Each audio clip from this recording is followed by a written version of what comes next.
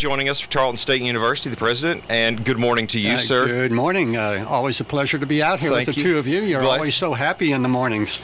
Well, we put on a fun face for when we have guests come into the building. So much caffeine. Yes. Hey, well, we wanted to drag you out this morning, and I appreciate you being here, and so much of the talk has to do when you're driving up and down Harbin, looking at the monster that's being built right now. And the stadium is so much of what this community is talking about because sports has such a big play on what goes on in this town for Texan football and Yellow Jacket football. What is the status of the project right now? Well, as you say, it is growing. There's no doubt about it. And I have to tell you, every time I go by there, or particularly if you walk up from the field side of it, it's amazing to me how big it is. You know, you look at these little diagrams and you never really understand how big it's going to end up being, and it is a monster. We're moving along very well right now, trying to get it closed in, make sure that we can kind of finish out some of the inside of it here pretty quickly. Stairs are going up as we speak. Our hope is that we will be able to get a game in this year. Really? Yes, we do. That's the plan. Maybe not every last piece will be finished, but we want to at least give the fans the opportunity to experience at least one time this year facing east instead of west. Well, you know, one of the things you talk about, you called it a monster. I was fortunate enough, I got a tour here in the last week and got to go up on the top level. It is amazing how tall it is besides big, because you can see the horizon line all the way around you, and I'm assuming it's the tallest structure in Erath County, if maybe not for a water tower. Well, yeah, I think you're right about that. I've been up there as well, and it is an impressive view. You just don't realize how far you can see from Stephenville out to the far horizons. Right, and besides football itself, that's not the only thing that will be assisting in giving our fans a better perspective of. By no means. I think it is one of those things. Yes, it is a football stadium, but we have to remember there are hundreds and hundreds and hundreds of other youth that go through there as band members, cheerleaders, for track. Concerts have taken place in that football stadium over the years. And it really is, I think, as you started talking about it, it is such an important part of this community because it raises the spirit, it raises the pride of this place. And I think because it's going to be one of the best facilities for miles and miles and miles around, I think it's going to end up being an economic engine as well, because people are going to want to be in that stadium, people are going to want to use it for other things. And so I think it's just going to raise the level of this whole community in a powerful way, both economically and from a spirit standpoint. Excuse me. You mentioned raising the seating capacity to what now? It's going to be approaching 10,000. It was flexing, kind of growing and shrinking and growing as they were putting final designs on it, but it should be approaching 10,000. Which means we can have as big a graduation as if you want there, if you want, let all mamas and daddies and cousins come. Well, you could, but I will tell you what, we put more than 10,000 people through the gymnasium. Wow. Through 7 commencement ceremonies by time all the people come, and that's even having, unfortunately, to restrict it with some tickets. So you couldn't put everybody that wants to come to commencement, even when it's finished, in the seats in that stadium. Well, I think that's impressive for the size of Tarleton right now. It is. As well. We'll get to that here in a moment.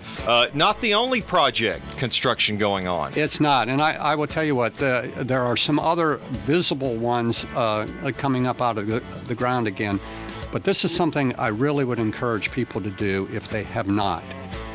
We've been working for the last couple years on an infrastructure project that we had to redo all the utilities, the water lines, and electric lines, and gas lines. It's all underground stuff, but what it meant is we had to come back and put something on top. And so the old Lillian and Vanderbilt streets that many people have known because they used to drive their cars down there, if they have not gotten out of their cars and walked down those two, what are now magnificent pedestrian walkways, they really need to do so. The character of the campus has changed. I think people in this community will both be awed and feel a real sense of pride in this community. if they stop at the corner of Lillian and Washington, pull into the parking lot some evening when it's a little cool, and walk down what they used to know as Lillian Street, get to what they used to know as Vanderbilt, and go up Rudder Way to the statue there of General Earl Rudder, and I think they will understand how that campus has changed. I think it's probably the most transformative project in the history of the university. You mentioned the corner of Washington and Lillian. Talk about the big engineering science building that's going on. That's about a $75 million, 100,000 square foot engineering building that is just amazing for me to see, because we have been working to get the major engineering programs on this campus for a number of years, and just this week we have received accreditation for the final of the big three, civil engineering. So we have the three big ones, civil, electrical, and mechanical, plus a suite of about a dozen other engineering programs. That engineering program is going to be first in class. We will be opening it for classes in January. They're supposed to be finished with the construction, cross your fingers, in November, and move in December, and students start to find out what a real engineering building looks like in January. Talk about the new animal and plant facility coming on. This is born out of a disaster a couple years ago when the tornado came through the town and really hit our farm very hard. It damaged about 25 of our buildings. I don't know if people realize that, and really turned a couple of them upside down. And so we were very fortunate because of our local legislators and the support then by the governor's office. They gave us some emergency funding out of the governor's emergency fund that he has for natural disasters. Gave us the money to put back in place what is going to be a great plant and animal science center out there. So we're going to have essentially three structures. One, a lab facility that's going to have 3 labs for animal, 3 for plant kind of sciences. They're going to have an animal arena, a large animal arena that will have pens and a show arena and things of that nature. And then we're going to have a set of greenhouses. So you got the plants, the animals, and then the labs associated with it. That was on a fast track because it was emergency funding. The bulldozers are moving in as we speak, and they're going to have that finished by next summer. So come next fall at this time, students will be moving into a new plant and animal science center out there. And finally, as far as construction going on in Fort Worth, I know this has got to be exciting, the expansion outside of Erath County. It is, and I will tell you what, the reception that we've been receiving in Fort Worth has been nothing short of phenomenal. There are a lot of community leaders very excited about this. One of the things I don't think most people know is that Tarleton has been the only public undergraduate provider of higher education, university education in Fort Worth. And so people are just excited to see us moving in a more serious way with a permanent campus. We've got a beautiful new first building going up on 80 acres of donated land on the Chisholm Trail, kind of southwest of town. That one will be completed next summer as well, and so next fall is the move-in for that. And if you drive up and down the Chisholm Trail Parkway, get on at 1187 or down in Cleburne or something like that, and head north, you will not miss it because it's sitting on the most prominent hill on the Chisholm Trail, and it is rising out of the ground in a grand fashion right now. Well, and this means that lots more students have places to come in. And speaking of place of students, talk about enrollment. Yep. What are we looking at right now? Well, we welcomed on Sunday night at our convocation and candle lighting ceremony, which was an absolutely beautiful, meaningful, and moving ceremony. We welcomed the largest freshman class in our history. I think it's 2,000... something, 2,200 or something. A fluid number. Yes.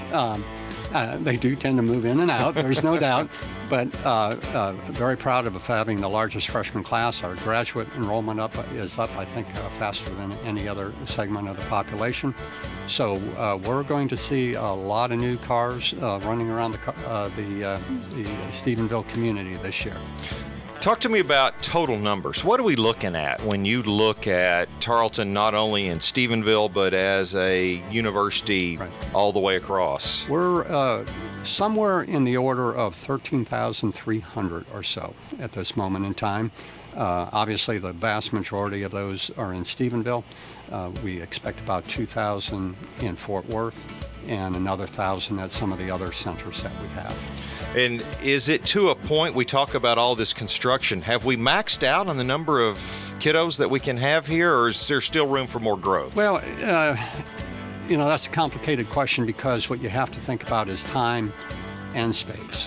Space is often a limiting factor, but at a university you also have the flexibility to do things at different times of the day. Even though everybody may want their classes from 10 to 1, you can spread them. And really one of the phenomenons that is occurring in education across the world is online courses. So we are seeing much more capacity because so many more students are coming to us online. And there are students that are living in the residence halls here in Stephenville that still may be taking all of their courses online in any given semester. And so that adds and stretches your capacity. I think from a physical and infrastructure standpoint, we've really tried to catch up as best we can the last couple of years. And because of that, I think we probably are at the point, short of a couple of things that we would planfully add from an expansion standpoint in future years, like a new agricultural and natural resource building. I think we have the capacity to continue to grow the number of students here in Stephenville at a modest rate. We don't want to accelerate like we were for a couple of years because it just taxes the infrastructure both on campus and off a little bit more than we think is reasonable.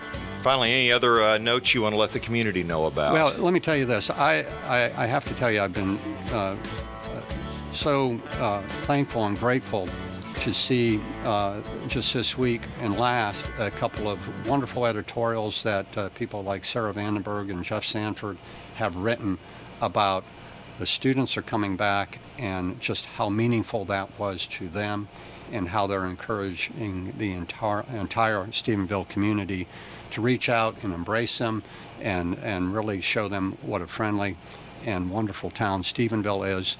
And as you might expect, because where Jeff is, he talked about the economic impact of these students coming back and maybe not being able to find just what you want at one of the local retailers, but that's all a good thing. And the restaurants being a little fuller, that certainly helps drive the economic engine here in Stephenville. And both Sarah and Jeff talked about that. And I think it's a great reflection of this community, how they embrace Tarleton and how much this community and Tarleton are linked together and how together we can really grow and prosper and make this a better place to live, work, and play.